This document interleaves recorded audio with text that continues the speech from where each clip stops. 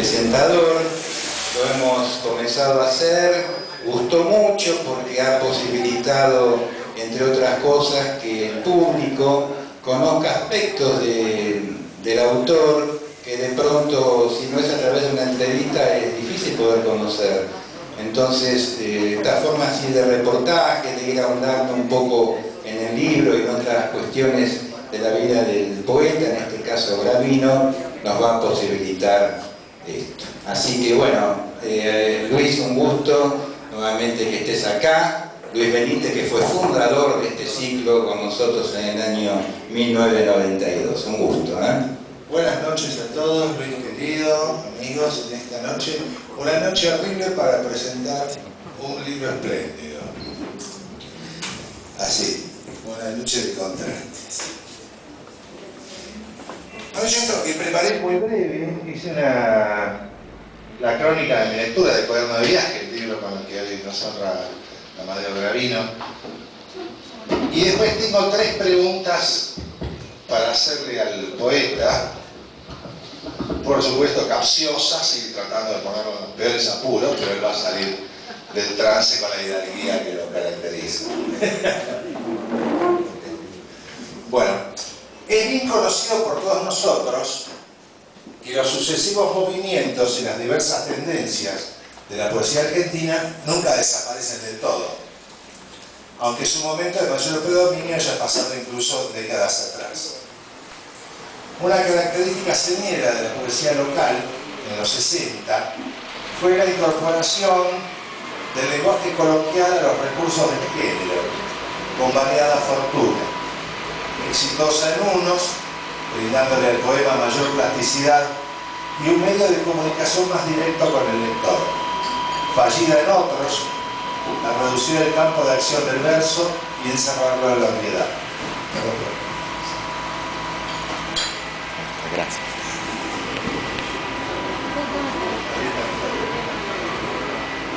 Gracias a los mejores ejemplos, este uso de lo coloquial perduró a través de los 70, bien que moderado por otras apelaciones.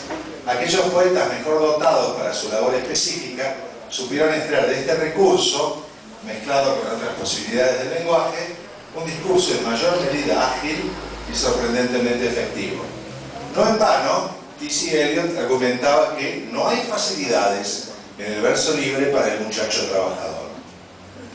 Uno de esos muchachos trabajadores a los que se refería Eliot es el autor que hoy nos ocupa, Amadeo Gravino, gestor de una de las obras poéticas más dilatadas del género local. Pero la abundancia de títulos editados no es un logro en sí mismo, ni motivo de mayor mérito, sino está acompañada de una franca evolución de la poética que esos libros contienen. El caso de Gravino es justamente este. Mucha obra, mucha evolución, mucho talento, siempre renovado, para mixturar lo coloquial heredado de los 60 con la cosecha propia de otros recursos y sorprendentes tópicas. Es Gravino el poeta de la novedad. Infaltablemente, cada nuevo título suyo depara una sorpresa y nuestro autor está siempre detrás de la inventiva permanente. Su registro abarca, tan amplio como es, todos los temas posibles. El amor, el desamor, la muerte, la situación del poeta en tanto que habitante de lo contemporáneo, la fugacidad del tiempo que se escurre, el devenir. Podríamos agregar muchos más, amén de su impronta típicamente urbana, muy de Buenos Aires, el aderezo tanguero de sus versos, mucho más. Pero se destaca en el tratamiento que le da a sus tópicas, a los núcleos de sentido abordados por su poética, la sorprendente capacidad que evidencia Gravino para mixturar lo coloquial con lo metafísico y lo francamente surreal, de un modo tan fresco y directo que permite advertir el nexo que existe entre una conversación desarrollada en un café de Buenos Aires y un concepto filosófico, una apelación a la así llamada alta cultura, a los íconos pregnantes de la cultura, entre la pena de amor que aqueja al hombre común y el sentido último de la orfandad de toda nuestra especie. Precisamente, aunque muy de otro modo, esa capacidad que tenían los mayores poetas metafísicos ingleses en el siglo XVII para ir de lo subjetivo a lo general, del microcosmos del sujeto a lo universal. ¿Es esta una obra poética contemporánea poco logro? Yo creo que no, que es muy meritoria. Máxime cuando el poeta emplea para lograrlo recursos y discursos que son muy nuestros, tan de acá, pero que, a no dudarlo, en una traducción a cualquier otro idioma occidental, lograrían impactar en la sensibilidad y el intelecto del lector en parecida o igual medida que en nosotros, aunque desconociera ese lector extranjero absolutamente el ámbito tan porteño en que fue gestado el poema. Cuaderno de viaje, poemario breve pero muy hondo, no desmiente lo anterior, sino que lo ratifica y aún lo intensifica. Contiene versos engañosamente simples y ese encanto singular de descubrir que aquello que suponíamos inexpresable sí puede caber en sus páginas, gracias a que su autor domina ampliamente las posibilidades que brindan las palabras. Cuaderno de viaje nos lleva en muchas de sus partes al límite mismo de la capacidad del lenguaje, una de las características peculiares de la genuina poesía, que siempre está aludiendo a algo que está más allá, justamente más allá de donde llegan aparentemente las palabras. Entonces, esta noche es motivo de celebración para la poesía argentina, porque un nuevo libro de Amadeo Gravino ha llegado felizmente a nuestras manos. Muchas gracias.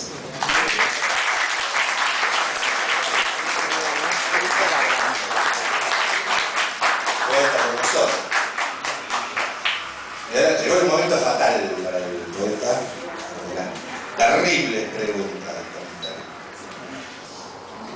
Son tres y básicas.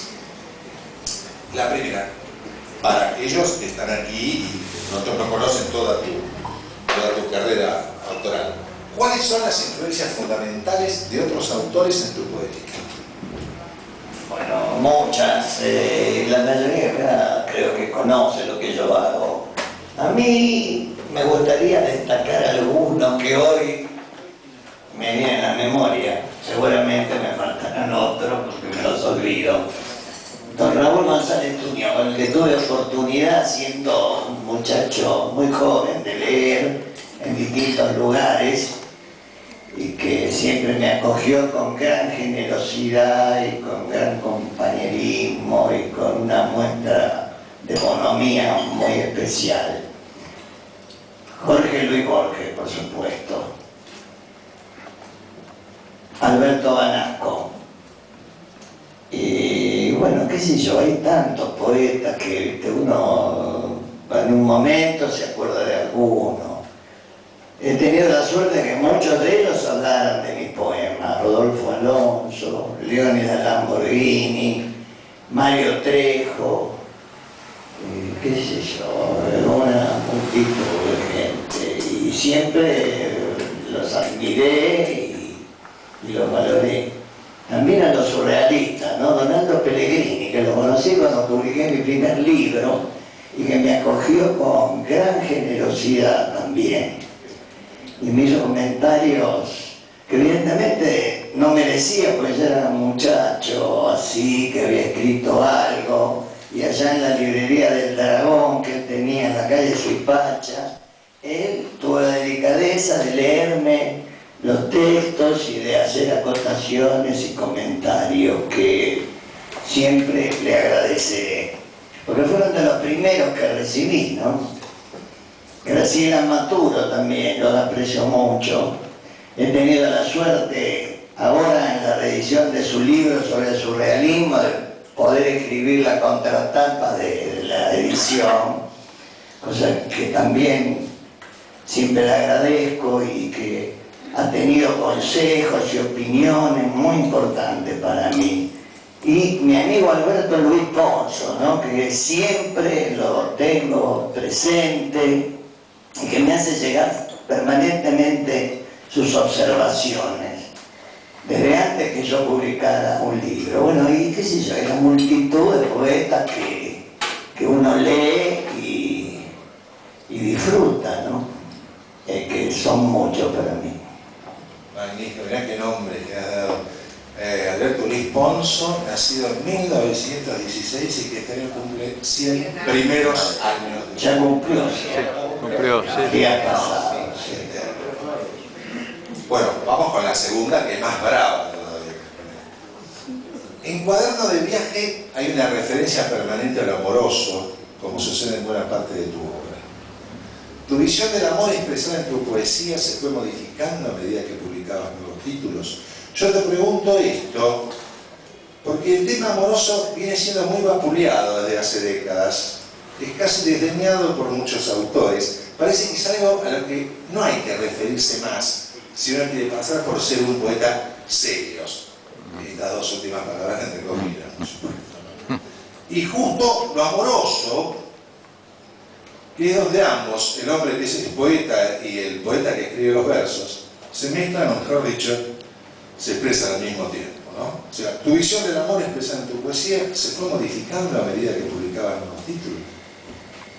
Bueno, eso no lo tengo muy claro. Yo creo que más o menos la visión con ciertas diferencias, ¿no? Al ir uno creciendo y conociendo otras cosas y demás, lógicamente hay distintas maneras, pero esencialmente la mirada que he tenido sobre el amor siempre me parece que esencialmente es la misma, ¿no? Yo creo mucho en la valoración de la mujer. Para mí es central, como decía Enrique Molina, en el mundo. La vinculación con lo eterno, con lo mágico y en fin, con todo eso que es trascendente, siempre se me dio a través de la mujer.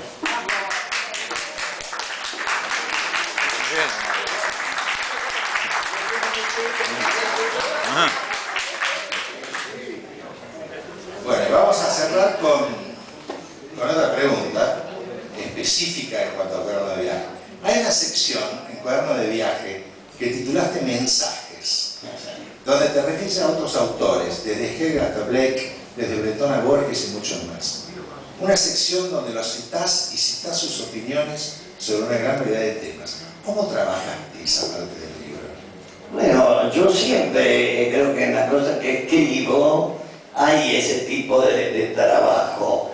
Es como trabajar con las voces de otros poetas, para mí es como agrandar el coro de aquello a lo que uno se refiere. Acá especialmente, es cierto, hay muchos. Me interesa mucho la parte de la poesía árabe, que acá está citado, ¿no? Y bueno, qué sé yo, ya en otros libros, como bien lo señaló allá mi amigo Balseiro, había citas incorporadas dentro del texto, que es verdad, en un comentario que él hizo de un libro y lo hizo notar, que es cierto, es como que de pronto ya no me es necesario decir las cosas de nuevo yo, sino que es simple incorporar como de uno eso que ya alguien dijo, y que lo dijo bien, redondamente, y un poco esto es que está vinculado como aforismos están presentados, pero es un modo de adherir a lo que fue dicho por estos grandes autores, ¿no? Está Joyce, está Breton, está un montón de gente que uno realmente mira desde su pequeñez con gran respeto. Es lo que he tratado de decir. Entonces, como un homenaje a estas voces, a estas grandes voces que le han dado un sentido a la humanidad a través de la poesía, ¿no? Como también en otras disciplinas ha ocurrido, qué sé yo, la plástica, la música o lo que fuese. Yo creo que en la poesía hay momentos donde los hombres han alcanzado, se han comunicado con lo eterno, como decía Janus. Él decía de Mozart. Mozart hace que nos comuniquemos con lo eterno. Y yo creo que también hay muchos poetas que hacen que nos comuniquemos con lo eterno. En ese sentido siempre he tenido presente los textos que para mí representan eso. Maravilloso. Por mi parte no tengo más que agregar, sino recordarles, damas y caballeros, el mejor regalo que se pueden hacer ustedes y sus seres queridos en este fin de semana que va a ser muy lluvioso, es este libro que está acá, Cuaderno de Viaje. Gracias a todos ustedes.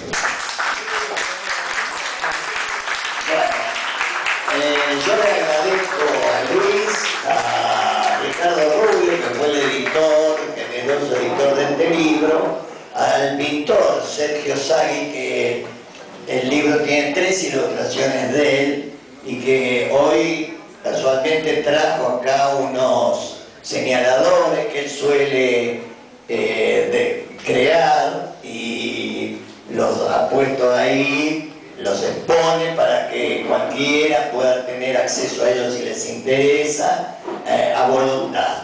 Y bueno, no sé, si quieren leer un poema. Claro, sí, sí. No, lee más de uno. Tampoco hay que cansarnos, ya se escucharon muchos poemas, ¿no? ¿No es cierto? Bueno, acá también hay canciones en esto, porque yo siempre escribo canciones, que alguna vez, bueno, tuve suerte que me grabaran alguna, ¿no? Que Carlos Andrioli me ha contado que andaba cantando por España. Sí, y cantó acá Carlos Andrioli. Varias veces, sí. Pero ahora me dijeron que él anda cantando en España. Sí, está radicado. Cosa que me enteré porque alguien que había estado de viaje me comentó. En Granada. Sí. Bueno, voy a leer este poema que tiene que ver una aproximación a lo que Luis decía de la poesía amorosa. Está dedicado acá a Beatriz, que es una persona de entrañable cariño para mí. Y aprovecho, ya que ella está acá, para leerlo. Este poema ya lo había publicado en otras oportunidades y bueno, me pareció oportuno reiterarlo. Nacida de cuentos orientales o del cine, de versos de González Turión, ella tiene fantasmas de jazz en las caderas, en los ojos y en el pelo. Pequeñas hadas habitan sus zapatos, sus manos. Ella llena sueños de adolescentes y poetas, fantasías de los derrotados por la ciudad grotesca. Rubia bruja del sur que baila, baila contra el cielo estrellado.